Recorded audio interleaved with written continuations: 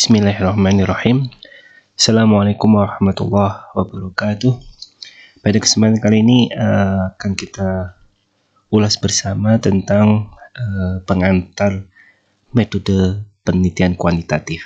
Di sini ada dua materi ya, berbahasa Inggris dan bahasa Indonesia, tapi udah kita bahasakan bahasa Indonesia. Ini salah satu presentasi yang disiapkan oleh salah satu pengajar di Pakistan yang saya kira sangat bagus isinya. Dia merangkum hampir banyak buku metode penelitian yang standar internasional untuk disampaikan. Nah, yang pertama adalah mengenai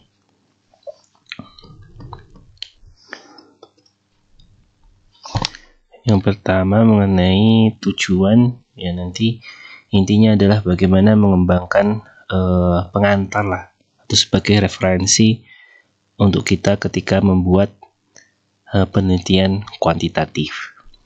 Nah, kita langsung start saja tentang beberapa poin penting. Kita tahu bahwasanya untuk ilmu sosial kita bisa bedakan dua penelitian, pendekatan penelitian. Yang pertama adalah kuantitatif, yang kedua adalah kualitatif.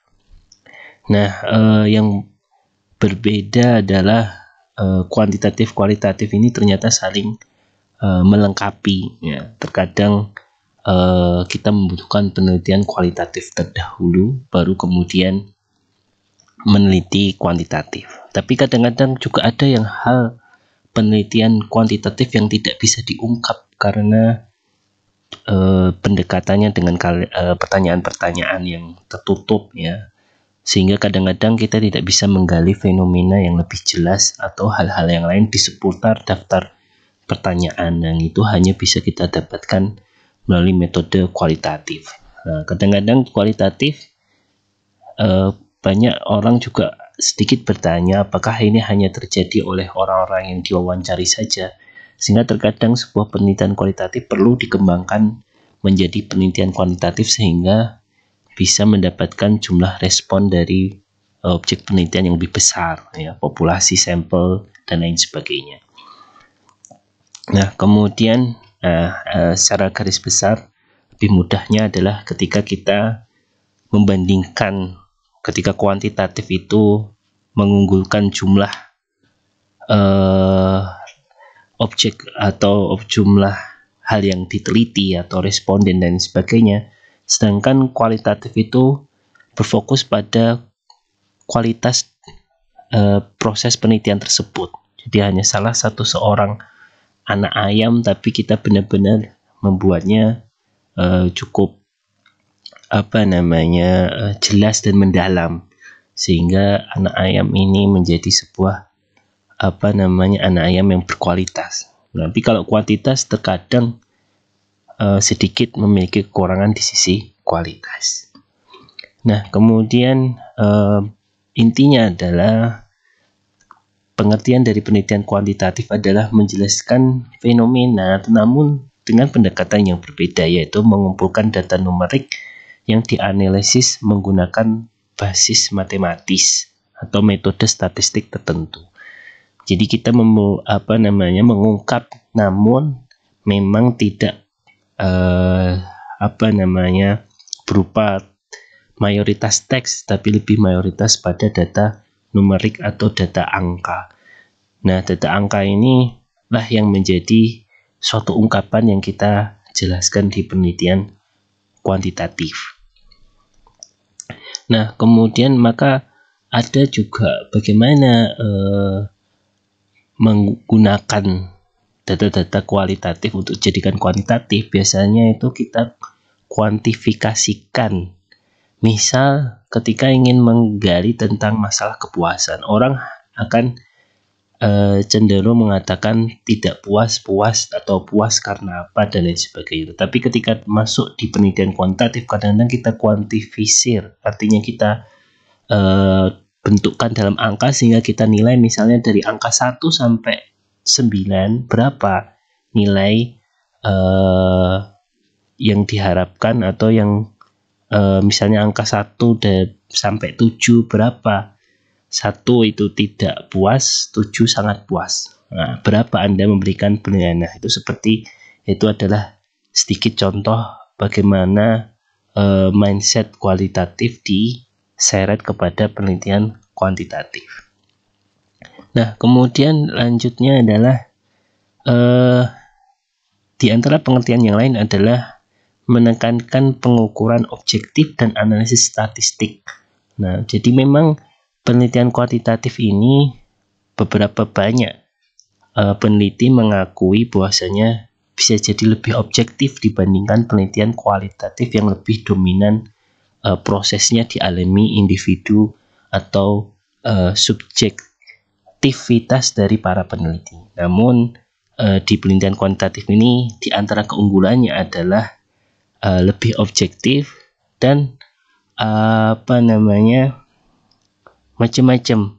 Jadi intinya berfokus pada pengumpulan data numerik dan mengeneralisasikannya pada kelompok orang atau menjelaskan fenomena tertentu. Jadi misal ketika ada 1000 orang, maka untuk mengungkap fenomena 1000 orang tersebut secara kualitatif akan sangat sulit misalnya menemui setiap orang dari 1000 itu. Tapi ketika kita ngambil sampel dengan penghitungan matematis misalnya 1000 kita ambil sekitar 30 orang, nah, maka dengan penelitian berbasis 30 orang itu kita memiliki gambaran tentang keseluruhan atau 7 sisa ya. Misalnya kalau tadi 100 tadi 70 ataupun kalau 1300 sisanya adalah yang diperkirakan sama hasilnya dengan sampel penelitian yang kita teliti. Nah, contoh yang sangat jelas yaitu adalah ketika ada pemilihan umum di mana di situ terdapat banyak sekali tentang metode-metode hitung cepat dan lain sebagainya, survei. Itu adalah salah satu penelitian kuantitatif. Ya, dan kita juga sudah tahu bahwasanya ternyata sangat penting, bahkan ada yang mengklaim kemenangan pemilu hanya berdasarkan dengan hasil hitung cepat atau sebenarnya adalah hasil hitung melalui pendekatan penelitian kuantitatif, ya, itu statistik. Nah, kemudian jika hasil yang dihasilkan itu adalah berupa data numerik, informasi yang bisa dikonversi menjadi angka. Kemudian yang bisa kita ambil adalah data yang terukur dan dianalisis, yang bisa dianalisis. Kemudian menghitung, mengklasifikasikan, membangun model statistik dan angka untuk menjelaskan apa yang diamati. Nah, penelitian kuantitatif sangat direkomendasikan untuk tahap akhir penelitian supaya gambaran yang lebih jelas tentang apa yang diharapkan dari penelitian dibandingkan dengan penelitian kualitatif. Jadi kuantitatif ini sangat diharapkan untuk bisa menguatkan temuan-temuan kualitatif, atau banyak di penelitian itu keduanya saling menguatkan. Artinya ketika dalam sebuah mix metode penelitian, terkadang orang meneliti secara kualitatif terlebih dahulu kemudian dikuatkan kualitatif, atau temuan kuantitatif ya, kita jelaskan datanya kemudian kita memperkuat dengan data-data kualitatif sehingga temuan kita itu menjadi lebih jelas dan lebih terakui. Nah, kemudian instrumennya adalah kuesioner, kemudian survei, pengukuran dan peralatan yang lainnya, ya, angka-angka, rasio itu termasuk dalam penelitian kuantitatif. Kemudian maka ketika Anda melakukan penelitian kuantitatif, ada potensi sangat besar bahwasanya nanti dalam sebuah diskusi penelitian Anda itu berupa tabel yang berisi data dan juga angka statistik. Anda perlu menjelaskan mengapa data itu demikian, dan mengapa misalnya hasilnya adalah negatif atau positif. Nah, itulah yang mungkin bisa dijelaskan meskipun tidak sedalam penjelasan kualitatif. Kemudian maka dalam penelitian kuantitatif, peneliti cenderung secara objektif terpisah dari subjek, ya, karena ia hanya mencari pengukuran yang tepat dan analisis konsep target untuk menjawab pertanyaannya. Dan inilah yang menjadi keunggulan penelitian kuantitatif. Jadi dinilai lebih objektif karena kita berdasarkan angka dan bukan berdasarkan terlalu banyak aspek subjektivitasnya. Kemudian mengapa penelitian kuantitatif? Ya, kalau Anda memang mencari jawaban dari sebuah rumusan masalah melalui bukti numerik, angka, maka kemudian penelitian kuantitatif inilah cocok untuk dilakukan. Nah, biasanya secara umum banyak orang menggunakan penelitian kualitatif di awal proses untuk mendesain. Misal terkadang kita ingin menggali tentang kepuasan secara kuantitatif, tapi sebelum kita menemukan item-item apa yang bisa menggambarkan kepuasan seseorang, nah itu kita kadang-kadang perlu penelitian kualitatif. Kita tanya, sebagai pelanggan restoran, kepuasan Anda apa yang Anda cari, misalnya tentang rasa masakan, kemudian ketepatan waktu penyajian. Nah, itu kita gali secara kualitatif, kemudian kita ukur. Setelah mendapatkan data kualitatif itu kita kuantifikasikan, artinya kita masukkan dalam tabel pertanyaan yang nanti bisa disebarluaskan sehingga mendapatkan responden cukup banyak. Ya. Nah, kemudian maka ketika ada seorang peneliti melakukan penelitian naratif deskriptif, ya, kemudian habis itu dikembangkanlah dengan ide-ide besar, kemudian survei-survei dalam jumlah bentuk besar dilakukan. Jadi kegiatan utama dalam penelitian kuantitatif ini adalah diantaranya untuk jenis statistik statistik inferensial, itu biasanya menggunakan hipotesis atau pertanyaan. Nah, data kuantitatif adalah informasi tentang jumlah, yaitu informasi yang dapat diukur dan ditulis dengan angka. Contoh tinggi badan, ukuran sepatu, panjang kuku, dan lain sebagainya. Yang data perbedaan sedikit antara data kualitatif dan kuantitatif adalah data kuantitatif ini mendefinisikan, sedangkan data kualitatif itu menggambarkan. Jadi memang ada data angka, ada data yang bukan berbentuk angka, yang memiliki tujuan berbeda. Nah, kemudian ada yang namanya unit, ada yang namanya variabel. Nah, biasanya unit ini adalah kumpulan data. Jadi suatu yang kita ambil datanya. Misalnya kalau unit ini adalah orang, berarti berapa orang yang kita teliti. Ya, biasanya unit itu adalah objek yang kita ambil datanya untuk kita jadikan penelitian. Nah, sedangkan variabel, nah ini nanti adalah karakteristik dari unit yang kita minati dan kita kumpulkan. Contoh jenis kelamin. Kalau unitnya tadi kan orangnya, tapi kalau variabel ini udah sebuah karakteristik tertentu. Contoh jenis kelamin, usia, kemudian tadi ya minat, motivasi. Nah, itu sudah karakteristik dari unit. Ya, kemudian kita bisa sebutkan sebagai variabel. Nah, variabel ini mengacu bahwa pada data ini akan berbeda antar unit. Jadi, unit itu memiliki variabel yang berbeda-beda. Jenis kelamin yang berbeda-beda, usia yang berbeda-beda, prestasi yang berbeda-beda, motivasi yang berbeda-beda. Nah, itulah kita gunakan untuk nanti meneliti. Jika tidak ada perbedaan antara unit, kita mungkin tidak akan melakukan penelitian yang menarik. Ya, kalau misalnya ada variabel yang cenderung sama, ya maka ya menjadi penelitian yang kurang baik. Misalnya ditemukan semua orang bermotivasi, tetapi tidak ada yang termotivasi. Misalnya contoh, apakah seseorang suka dengan materi atau uang, ya pasti semuanya orang suka. Tetapi ketika apakah uang menjadi prioritas Anda, nah ini bisa jadi adalah sebuah variabel yang berbeda-beda. Seseorang ada yang menempatkan materi sebagai yang utama, ada yang tidak. Nah, kemudian desain penelitian kualitatif itu diantaranya dibagi menjadi dua, yaitu ada eksperimen, ada non-eksperimen. Nah, ini ada beberapa yang menggunakan eksperimen. Ya, jadi ini sering dipakai oleh ilmuwan fisika, ilmu sosial, pendidikan, ekonomi, dan lain sebagainya. ada sedikit perbedaan di antaranya ya. Contoh ketika penelitian kuantitatif itu, eksperimen itu apa? Eksperimen itu adalah suatu model rekayasa untuk mengetahui bagaimana ketika ada eksperimen data tersebut terjadi perubahan atau tidak. Nah, kemudian di antara dalam desain penelitian kuantitatif ada istilah pengacakan atau random.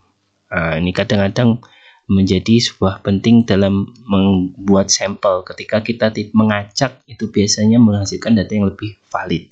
Tapi ini ada pelajaran tersendiri tentang bagaimana mengambil sampel ya. Kemudian ada hal-hal lain yang bisa kita sesuaikan ya. Ada di sini disebutkan memanipulasi data dan sebagainya, itu adalah dapur dari pengerjaan analisis data kuantitatif. Nah, ini yang cukup penting juga dalam mendesain penelitian kuantitatif.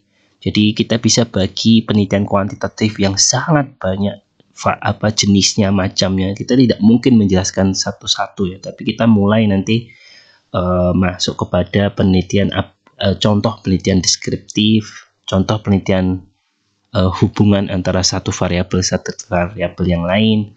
Ada yang hubungan antara kausal komparatif, artinya apakah variabel ini mengakibatkan variabel yang lain. Kemudian penelitian eksperimental.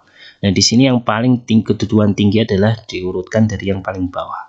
Ini, dan yang paling sulit biasanya adalah eksperimental, kausal, korelasial, dan paling mudah adalah statistik deskriptif. Nah, ini kita akan coba bahas terpisah ketika ada waktu yang cukup ya, tapi insya Allah untuk edisi yang akan datang kita coba mengambil pelajaran dari penelitian deskriptif yang ada di jurnal internasional. Jadi ternyata statistik deskriptif ini juga bisa kita meskipun sederhana, namun apabila mengandung informasi penting bisa kita terbitkan dalam skala internasional. Nah, apa itu penelitian deskriptif? Yaitu adalah membantu mengungkap data dan makna baru. Ya, jadi tujuannya sangat sederhana, mengamati, menggambarkan, dan mendokumentasikan. Ya, dan situasi itu terjadi secara alami. Misalnya kita deskripsikan tentang bagaimana nilai dari sebuah sekolahan misalnya, atau misalnya kita buat statistik deskriptif mengenai data laporan keuangan dari semua koperasi syariah atau BMT yang ada di Solo Raya. Itu adalah penelitian deskriptif. Jadi bisa deskripsi individu, kelompok, situasi, dan lain sebagainya. Data yang bisa digunakan adalah bisa melalui kuesioner, untuk misalnya data manusia ya, wawancara tertutup. Nah, ini bedanya. Apa itu wawancara tertutup? Wawancara tertutup adalah wawancara yang jawabannya sudah dibuat oleh peneliti sehingga dia tidak memiliki jawaban yang lain. Contoh, apakah Anda merasa nyaman? Ada jawaban tidak atau iya. Seberapa nyamankah Anda? Pilih angka 1 sampai angka 7, antara tidak nyaman dan sangat nyaman.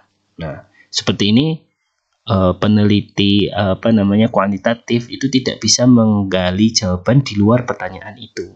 Ya, kemudian bisa juga melalui daftar periksa dan lain sebagainya. Kemudian tidak ada beberapa yang belum dibahas. Nah, tidak ada manipulasi eksperimental atau memang seleksi acak. Ya, jadi kita tidak memanipulasi data yang kita ambil dari lapangan.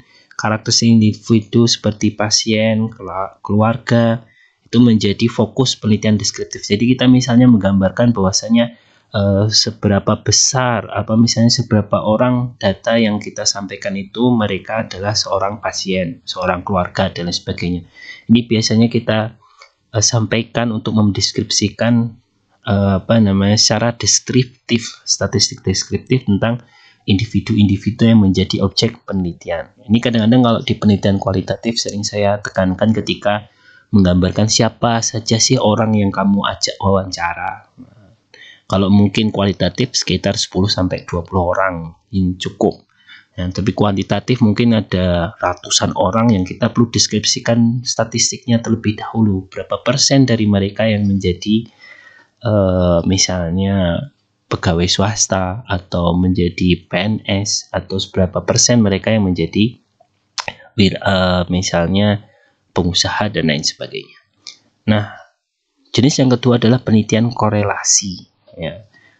Korelasi itu artinya adalah hubungan, yaitu meneliti secara sistematis menjelaskan sifat hubungan antar variabel di dunia nyata. Jadi dari data deskriptif itu biasanya kita bisa kembangkan untuk dianalisis lebih tinggi lagi menggunakan penelitian korelasional atau hubungan. Nah, apakah ada yang berkaitan dengan penelitian sistematis hubungan antara 2 atau 3, 4, 5 antar variabel yang menarik.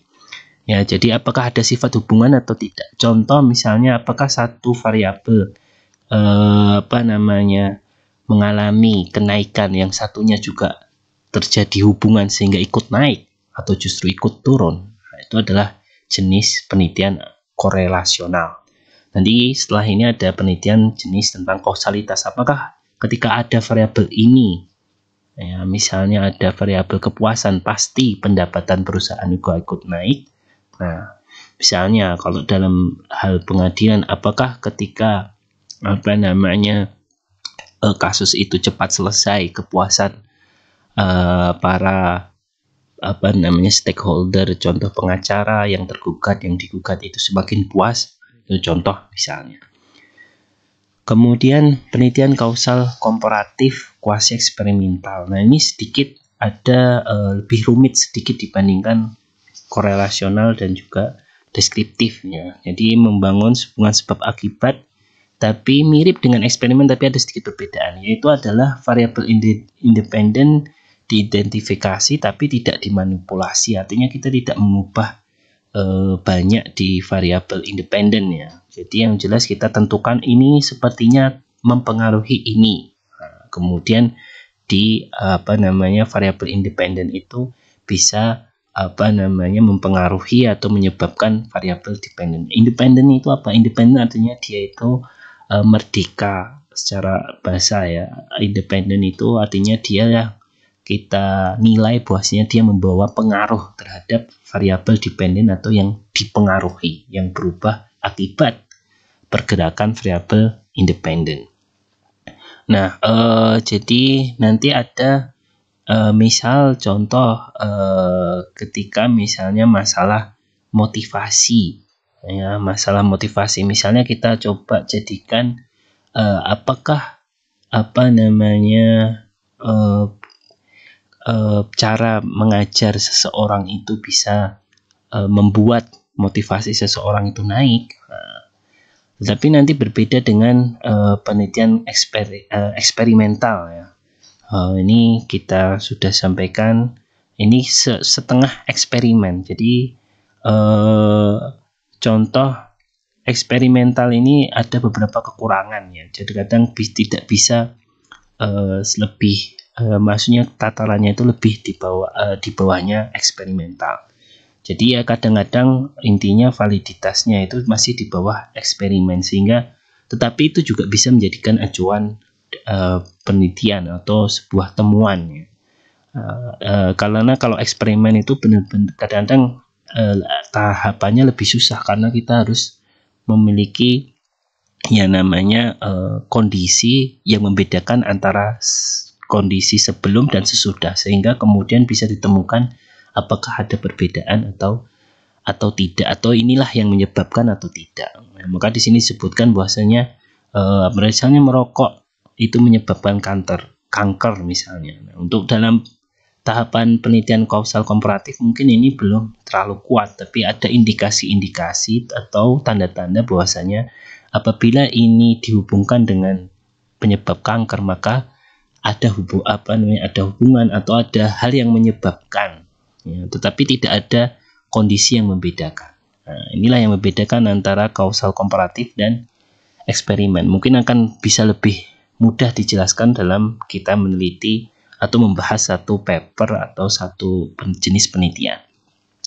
Nah, penelitian eksperimental, nah ini adalah misal kita ingin menggali tentang hubungan sebab akibat antar kelompok variabel itu. Jadi misal apabila kita ingin membandingkan apakah benar rokok itu menyebabkan kanker, nah maka kita ada treatment atau ada pengkondisian di mana ada pasien yang misalnya kita beri rokok untuk kita amati selama 20 tahun, ada pasien yang tidak sama sekali diberi rokok.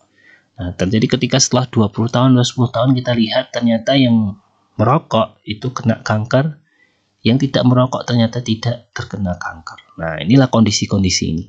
Contoh misalnya tadi dalam penelitian misalnya sebuah kelas, misalnya dicoba mahasiswa itu belajar di tempat yang terbuka misalnya. Apakah ada perbedaan? Apakah misalnya belajar di tempat terbuka itu menambah motivasi mahasiswa belajar misalnya? Nah, kita bedakan. Ketika ada mahasiswa kita ajar di dalam kelas, kemudian kita ukur, kemudian nanti kita lakukan eksperimen bagaimana mereka seandainya belajar di luar kelas. Kemudian kita ukur dan kemudian kita bandingkan, sehingga kita bisa sedikit menjelaskan lebih jelas ya, lebih mengarah kepada apakah benar-benar kejadian itu atau kejadian yang kita ingin teliti itu memberi dampak atau tidak. Nah, eksperimen itulah sama dengan kita anggap sebuah laboratorium. Ya, bedanya kalau ilmu sains biasanya mereka memiliki laboratorium khusus, ya, laboratorium obat untuk farmasi dan lain sebagainya. Tetapi kalau ilmu sosial kita mempunyai laboratorium sosial, yaitu adalah laboratorium yang isinya adalah para perilaku manusia. Misalnya ketika persidangan itu dilaksanakan secara online, bagaimana sikap proses pembelajarannya, beda atau sama? Atau ternyata pelaksanaan sidang secara online di tingkat pengadilan itu justru malah menambah efisiensi misalnya. Nah, kita coba bandingkan, misalnya ketika online hanya membutuhkan sekian menit, untuk tidak offline mungkin lebih panjang waktunya, atau bahkan ya bisa kita coba bandingkan untuk kita teliti. Nah, kemudian ini contoh ya, lebih contoh adalah judul-judul yang membedakan keempat jenis penelitian tadi. Nah, deskriptif adalah misalnya deskriptif tentang bagaimana penggunaan tembakau oleh para anak muda. Nah, deskriptif artinya misalnya 50% merokok, 20% tembakau misalnya kalau di luar negeri sana ada pelanggaran-pelanggaran memakai ganja dan sebagainya misalnya. Ya, deskripsi tentang bagaimana perasaan seseorang 12 bulan pertama misalnya. Kemudian deskripsi tentang perilaku masalah tentang global warming, pemanasan global di kalangan para ilmuwan misalnya. Ini secara deskriptif saja. Jadi biasanya untuk temuan-temuan awal itu menjadi penelitian yang sangat-sangat penting. Ya. Kemudian di sini ada deskripsi tentang bagaimana SMP mahasiswa second grade student menggunakan waktu mereka ketika liburan musim panas. Nah, sekian persen dan lain sebagainya. Rata-rata dan lain sebagainya. Ini adalah beberapa deskripsi penelitian jenis deskriptif. Nah, sedangkan kalau penelitian jenis hubungan, ini adalah korelasional ya, artinya hubungan satu variabel dengan yang lain. Contoh hubungan antara tingkat kecerdasan dengan kepercayaan diri, misalnya self esteem. Ya, atau mungkin hubungan antara diet dan masalah anxious itu seperti kecapean ya, atau dan lain sebagainya, variabel yang lain. Ya, kemudian hubungan antara macam-macam ya, hubungan antara tipe-tipe aktivitas yang dipakai dalam kelas matematika dengan student achievement, artinya capaian mahasiswa. Artinya apakah ada hubungan kalau seandainya tipe-tipe yang digunakan dalam pembelajaran matematika itu banyak, apakah kemudian peserta atau studennya itu bisa lebih berprestasi. Kemudian untuk analisis yang lainnya ini bisa kita kategorikan untuk tadi ya kuasi eksperimental ya. Contoh kita coba sedikit ya, ini walaupun bukan bentuk eksperimen penuh ya. Misalnya dampak dari kehadiran sebelum sekolah, kemudian dampak dari mengambil misalnya multivitamin, kemudian dengan ketidakhadiran. Misalnya mereka kalau banyak vitamin mungkin mereka tidak banyak absen. Nah, kemudian dampak dari atau efek dari gender, perbedaan jenis ya, laki-laki atau perempuan dalam capaian dari pelajaran aljabar misalnya. Misalnya dampak dari pekerjaan paruh waktu terhadap prestasi dari anak-anak sekolahan. Nah, ini kadang-kadang ada banyak sekali mahasiswa UMS misalnya mereka yang menjadi pekerja paruh waktu, apakah mereka terpengaruhi tidak misalnya ya. Kemudian macam-macam. Ini adalah hal-hal yang bisa dianalisis dalam jenis yang ketiga. Jenis yang keempat eksperimental, misalnya pengaruh treatment terbaru ya tentang penyakit kanker ya. Treatment plan itu artinya ya plan itu rencana baru pengobatan terhadap kanker. Ini salah satu breast cancer, artinya kanker payudara. Misalnya apakah ada dampaknya apa enggak. Jadi dibuat, ini biasanya penelitian di kedokteran itu sangat sering menggunakan jenis metode eksperimen. Apakah akan menimbulkan sesuatu cara mengobati yang baru. Contoh sekarang kita sedang wabah corona misalnya, apakah pengobatan melalui plasma darah, artinya darah yang diambil dari orang yang sembuh dari corona itu bisa kita pakai untuk menyembuhkan orang yang masih terkena positif corona misalnya itu. Ini secara garis besar lah. Apakah ada treatment atau kondisi tertentu? Kalau tidak ada, maka pilihannya adalah deskriptif dan korelasional ya.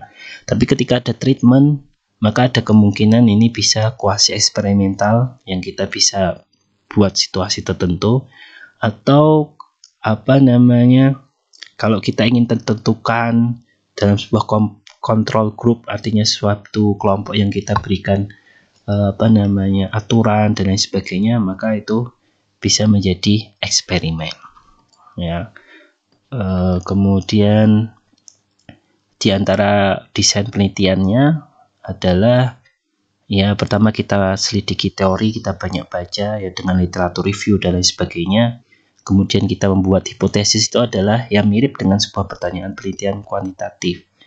Kemudian kita buat prediksi, kumpulkan dan olah data, kemudian kita coba verifikasi ya. Itu adalah di antara tahapan-tahapan metode penelitian kuantitatif. Dan ini adalah beberapa keuntungan-keuntungan ya. Di antaranya adalah ada hal yang tidak banyak perdebatan dalam penelitian kuantitatif itu, karena aturan dan cara pencarian data, baik analisis dan lain sebagainya, itu sudah didiskusikan di banyak penelitian, sehingga kita tinggal utamanya adalah merancang sebuah ide penelitian dan mencari datanya. Ya, kemudian dapat didiskusikan dan dipublikasikan secara sah, eksperimen, faktor dan lagi sehingga hasil dapat dilihat nyata dan tidak bias. Karena kadang-kadang kalau penelitian kualitatif kita sering mendapatkan itu hanya terjadi pada individu-individu tertentu, tidak yang lain. Tapi kalau kuantitatif itu lebih cenderung bisa lebih nyata dan tidak bias. Kemudian ya memang ada plus minus dari penelitian kuantitatif dan kualitatif, sehingga kemudian mempersempit arahan yang mungkin ditindaklanjuti penelitian. Jadi kita bisa uji hasil-hasil rumusan masalah. Kemudian penelitian kuantitatif bisa sulit dan mahal. Sebenarnya ada mahal dan murahnya. Ya. Murahnya adalah ketika menganalisis data, ketika data sudah dikumpulkan. Tapi ketika paling banyak memakan dana adalah ketika mengumpulkan data tersebut. Ya. Misalnya kadang kita mengambil 100-200 orang, mungkin mereka termotivasi dengan kita iming-imingi sebuah hadiah tertentu, mengisi kuesioner, ya, pulpoint dan lain sebagainya. Itu kadang-kadang menjadi lebih sulit. Tapi memang tingkat objektivitasnya bisa lebih tinggi dibandingkan penelitian kualitatif. Ya, ini adalah salah satu pengambilan sampel. Kemudian ada analisis statistik yang mungkin ditakuti banyak mahasiswa, tapi sebenarnya tidak perlu takut karena semuanya bisa dipelajari dan bisa dituliskan. Ya, terutama bagi teman-teman yang bukan tidak senang dengan angka, ya, tapi bukan berarti tidak bisa. Ya. Banyak sekali hal-hal yang bisa kita, karena penelitian kuantitatif itu adalah penelitian yang paling bisa kita copy paste metodologinya. Jadi kita tinggal mencari data yang berbeda dan juga mencari masalah yang berbeda. Tetapi secara pengungkapan data, penganalisisan data itu semuanya banyak yang sudah menuliskan sehingga kita bisa tiru. Maka ada dalam sebuah ini penelitian kuantitatif itu terkadang lebih bisa untuk kita teruskan atau kita replikasi penelitian-penelitian yang bersifat kuantitatif. Ya, kemudian sangat ketat dalam konfirmasi statistiknya, ya, berarti ada waktu dan lain sebagainya untuk ini beberapa kekurangan penelitian kuantitatif. Hanya hasil yang terbukti atau tidak terbukti, ya, maka kadang-kadang tapi adanya sedikit saja yang ketidakpastian, ya. Untuk ilmu sosial, sifat manusia jauh lebih kompleks dari sekedar jawaban ya atau tidak. Nah, inilah beberapa sedikit kekurangan tentang penelitian kuantitatif. Ya, ada beberapa karakteristik penelitian kualitatif, yaitu data, kemudian ada sampling, ada bisa dapat direplikasi diulang karena keandalan dari metode penelitian kuantitatif ini cukup tinggi. Kemudian mendefinisikan, mencari jawaban yang lebih objektif, itu juga kuantitatif. Kemudian jadi awalnya itu penelitian kuantitatif itu memang dalam konsep awalnya agak sulit, tetapi ketika sudah mendapatkan data, analisis datanya itu lebih mudah dibandingkan kualitatif. Data dalam angka, dalam tabel, grafik, gambar, dan non-seksual lainnya. Kemudian bisa digeneralisasi lebih luas, memiliki alat, kuesioner, dan lain sebagainya. Ada statistik, kemudian memiliki tujuan utamanya di hitungan data, menuju hubungan, menentukan interaksi, mengizinkan generalisasi, ya, mengumumkan hasil penelitian kepada populasi yang lebih besar. Nah, kemudian itulah sedikit pengantar dari penelitian kuantitatif. Semoga bisa bermanfaat dan jangan lupa untuk subscribe, like, comment, and share. Semoga channel ini bisa terus memberikan manfaat buat Anda semua. Terima kasih. Wassalamualaikum warahmatullahi wabarakatuh.